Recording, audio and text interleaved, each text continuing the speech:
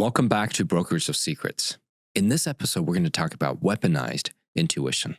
Now, what is weaponized intuition?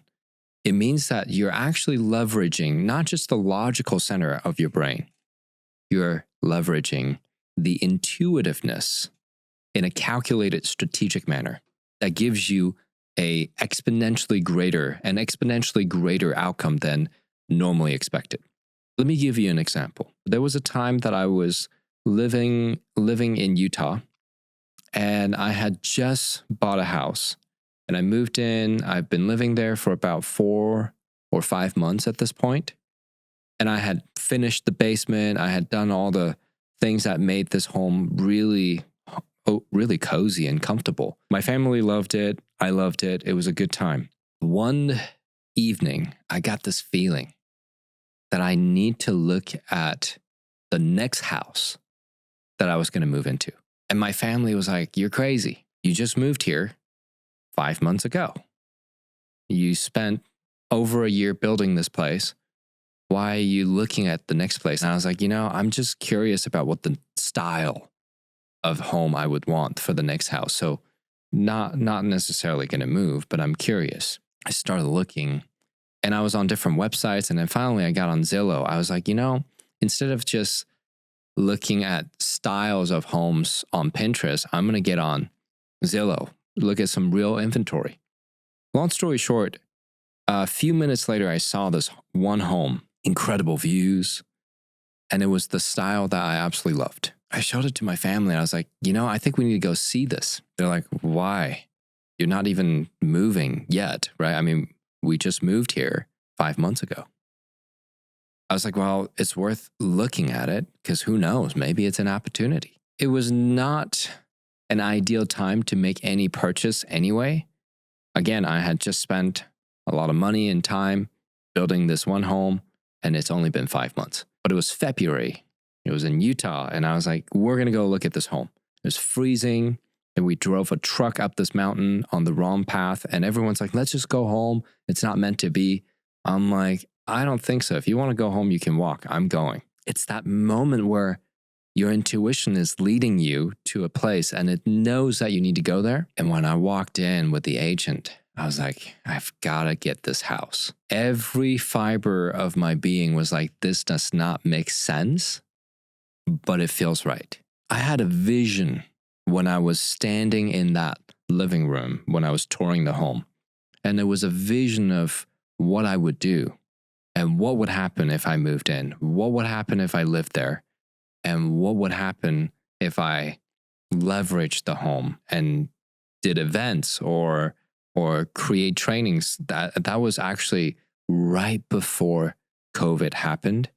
And I bought that house, and that house became a training location. I did online trainings as well as in-person trainings whenever it was appropriate. In fact, because of moving to that home, I met my dear friend John Matson, who owns and operates Suprahuman, if you guys have heard of him. I met many of my favorite people. I met some of my team members, and Ken, for example, on our team. I met him because I hosted an event at my house. In fact, much of my business really went exponentially bigger since I moved to that place, and I leveraged it. I was getting resistance from everyone in my family. They're like, yeah, you shouldn't. It's too early. You just built a house. It's amazing. Why are you moving already? That doesn't make sense. But I had that feeling I had to be there. Now, sure, it pushed me to create more abundance, but at the same time, where the environment was optimal for what I was building. I have a curious question for you. Are there moments in your life that you have gone against your logic and followed your heart, followed the feeling, follow your intuitiveness, and if it has worked out and given you an outsized or more amazing outcome than you expected? That is your intuitiveness working for you. Now imagine being able to weaponize that, meaning you use it strategically with plans.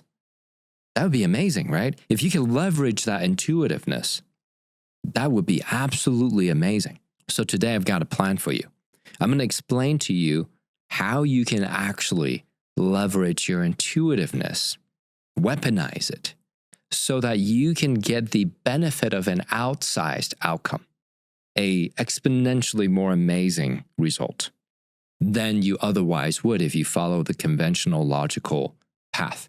Now, should we be logical? Absolutely. But whose logic, right? Your logic could be flawed. Here's the thing. There's no such thing as perfect logic unless you have perfect set of data. Most people don't have that set of data just sitting in their mind. Most people don't have access to all data, right? So in order to have that really, really good logical strategy and plan, you would need a lot more data than you may already have. Now, some of you might say, I'm an expert in my field. I have a lot of data. That being said, we're talking about logic that the conscious mind can calculate. Your conscious mind is only a fraction of your unconscious mind in terms of the ability to calculate a large amount of data. Your conscious mind is more the command center and makes the decision based on the data that's presented. The real thing is that your unconscious is actually the one that's presenting you the data. Your intuitiveness is actually your unconscious mind giving you data, prompting you to say, hey, maybe we should go that way, but it's not forcing you necessarily. It's going to affect your survival. Then it gets a little bit more forceful.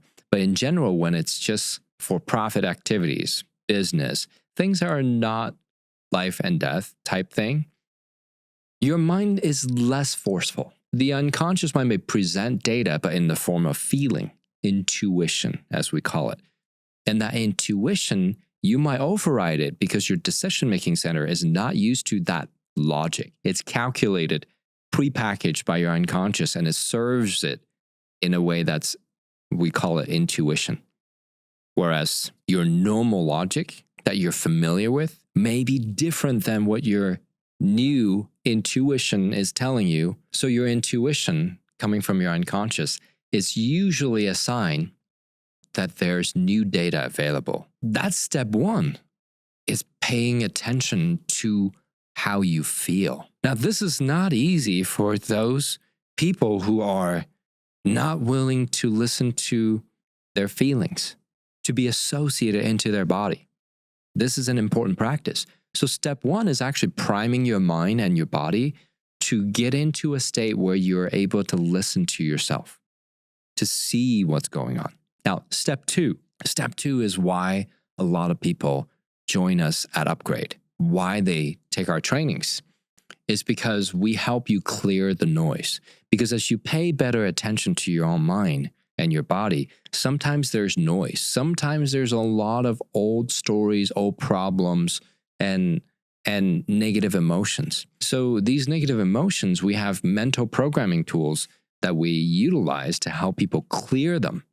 And as you clear them, what happens is your mind begins to have less noise. Noise is the product of old memories or old programs that no longer serve you, and it contradicts your current program, your current reality that you're designing or that you want. That noise is conflicting with your desired outcome. So we got to remove it. Now, at one point, that noise might have been something that helped you. When you were a kid, you get pretty resourceful in getting what you want. Whether you use crying or you use negative emotions or you use certain behaviors to get attention and love. But as an adult, some of those behaviors remain, whether externally or internally. Those remnants of behaviors that we have, they need to be addressed because they used to serve you maybe, but they don't necessarily serve you anymore. And many of them actually are causing damage. After awareness in step one, you now need to begin to clear the noise. Now remember this, negative emotions is a message delivery mechanism. So it's there to help you and remind you that there's something unresolved. And it's like a bug in the code. You resolve the bug and your code goes back to normal, goes back to functioning well. And every part of our life, every phase of our life, we need to upgrade our codes. Because again, things could work 10 years ago, 5 years ago, but it may not work now. Step three is that you need to design your target. You need to design your outcome. Now in Upgrade, we always talk about design. It's extremely important to design what you want. I even spent an entire week talking about it in Upgrade Your Mind in a Week. Upgrade Your Mind in a Week, we spend literally, most of the week talking about how you can design your target, design what you want, design the outcome. Because if you meticulously design and you have clarity, it will dramatically reduce the physical grind, the physical hard work, the physical sacrifice that it takes to achieve your goals. Because lack of clarity requires you to compensate with physical effort. And how do you get clarity? You don't just sit around and hope for clarity. You design the outcome with every pixel in mind. So I'll walk you through the design of your ideal outcome, the meanings of your outcome, the rewards of your outcome, because you got to incentivize your unconscious mind. And we teach you how to design your environment in such a way that it actually benefits you, right? And we teach you how to design your habit and how to create the habit in an effortless manner. Because a lot of people are like, oh, creating a habit is a lot of work. Well, there is an easy way and there's a hard way. We teach you the easy way. And then we teach you how to use your environment to support your habits, all by design. We teach it all in a week. And you can repeat that, right? For those of you who haven't done Upgrade Your Mind in a Week, go ahead and check out our website. After you take the clarity audit, it will present itself so that you can actually join our Upgrade Your Mind in a Week. Now, why is it so important to design again? Your mind can focus your effort, focus your energy and attention to something very precise and not scatter your energy.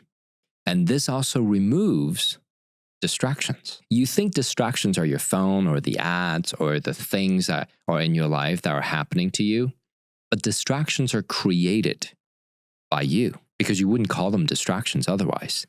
You are paying attention to them. Distractions are created by you. You have not designed a focused outcome. Your mind couldn't focus. Your mind's looking for other incentives. It's looking for something else that will give you that dopamine high.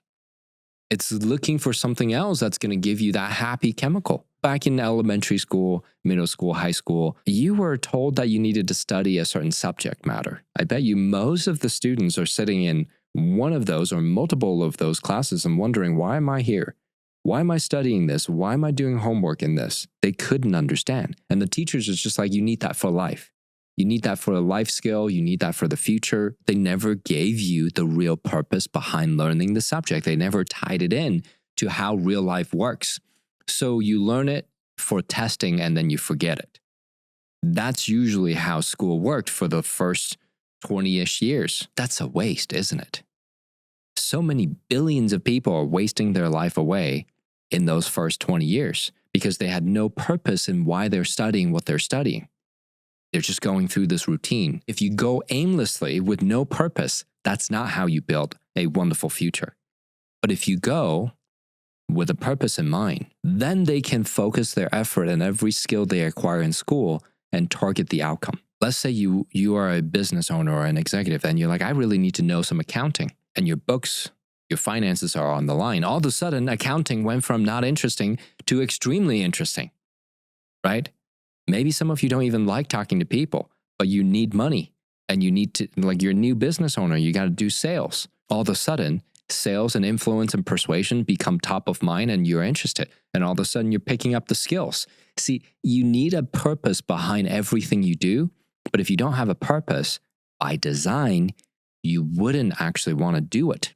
Therefore, distractions occur because you're lacking dopamine. You're lacking other happy chemicals. When you have proper design and proper incentives, proper environment, proper habits, all of those align and it makes it easy and streamlined for you to take action towards what you want. In this step, it's critical for you to really pay attention to long-term design versus just short-term design. This is the unique thing about what we teach in design. We don't just ask you to design next year or next 5 years. The famous interview question, right? Where do you see yourself in 5 years? No, we're asking you, where do you see yourself in 100 years? To some people, it sounds bonkers. They're like, I won't live that long. Well, first off, you never know with AI and quantum computing and where things are going with medical tech, neural tech, biotech. You just don't know yet. So why predetermine your own fate and put a software in your mind and say you won't live that long, right? Be open to the possibility of living hundreds of years longer. secondly, that's not even the point. The point of the exercise is for you to see long term, because too many companies and individuals only plan quarterly. And if anything, impressive individuals will plan a year to 5 years. But I'm asking you to plan 100 years in advance. And some of our more advanced students, we ask them and teach them how to plan 1,000 years in advance, a true legacy. When you can see that far, your mind can organize data because it knows your end goal. So it knows when to come present you with intuition, calculated summary of data that it has looked through. It's like an AI coming to you with a summary of, hey, here's what we've looked through. Here are all the research we've done. We've looked at this website, that research paper, that book, this website, that website, these articles, and here's the outcome. Your unconscious is essentially that AI looking through your life experiences, all of the things you have access to based on your memory, or things that you don't even know you have access to. All of those things become the data set it has access to, and it aggregates it, it calculates it, and then based on your long-term plan, then your unconscious mind can present you with the options of what to do. And it may steer you differently than what you were doing before. Now, be mindful, do not do this exercise unless you're ready for a life change.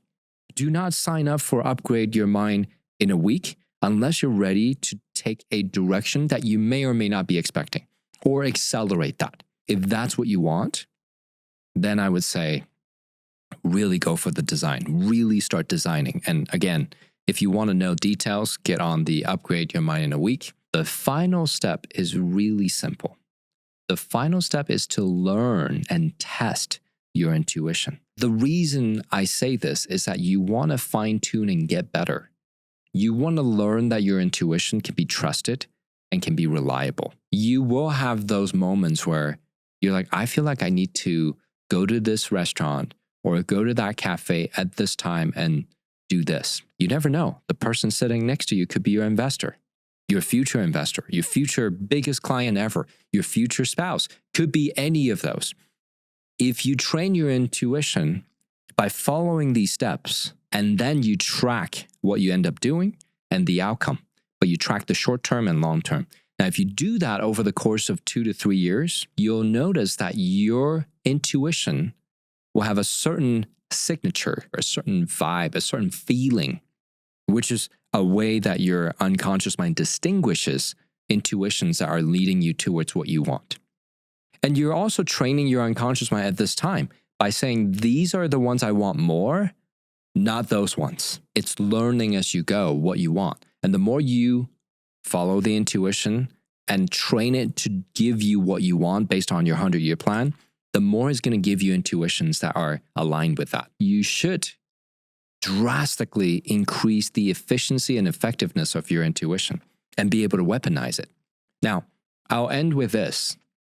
When I trained with David Morehouse, absolutely the legend in remote viewing, I found myself dialing up that ability to be intuitive, because what happened was it's a highly technical scientific training where I have to learn and understand the protocols that was created by Stanford Research Institute for the US government to be able to detect and decode data. When I took that training, I learned practices in which that it allowed me to fine-tune and optimize my intuition to the nth degree, way more than I had previously thought possible.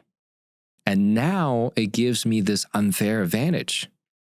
When I want to rely on my intuition, when I rely on my unconscious mind, when I get these promptings, I can distinguish what's data and what's noise. I can actually weaponize my intuition to benefit me personally and my family and my business. Because believe it or not, data is all around us. But you don't know how to leverage the data because you don't even know that your intuition, it's the outcome of your unconscious mind pre-processing the data that's around us and inside of us. And that intuition, if you actually train it, it will absolutely change your life. So to finish off, consider this. Your intuition is your real best friend. if you knew how to use it. I think that you're going to experience an incredible increase of abundance, happiness, because you're now going to recognize opportunities everywhere you go, who you need to talk to, where you need to be, and what you need to do. All those things become much more natural to you because your mind, your unconscious mind, can calculate millions and millions and millions of bits of data. Being able to do that and then presenting that data to you, that is what we call intuition. We'll see you in the next episode.